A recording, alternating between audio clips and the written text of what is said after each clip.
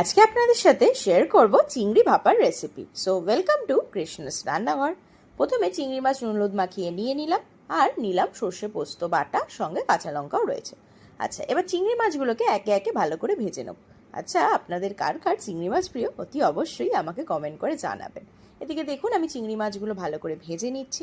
চিংড়ি মাছগুলো ভাজা হয়ে যাওয়ার পর সেই ভাজা চিংড়ি মাছগুলোর মধ্যেই দিয়ে দেবো সর্ষে পোস্ত পেস্টটি, সর্ষে পোস্ত ও পাকা কাঁচা লঙ্কার পেস্ট।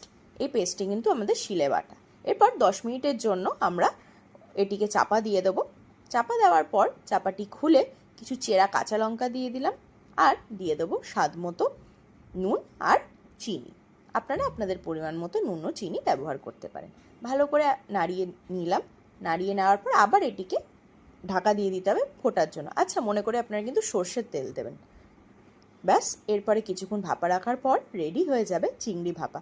খুবই সহজ পদ্ধতিতে এই রান্নাটি খুবই চটজলদি হয়ে যায়। গরম ভাতের সাথে এটি খেতে দারুণ লাগে। আপনারা অবশ্যই ট্রাই করে দেখবেন এবং আমাকে জানাবেন রেসিপিটি কেমন লাগলো। একবার রিকোয়েস্ট করলাম এই রেসিপিটি আপনাদের বাড়িতে ট্রাই করার জন্য। Thank you.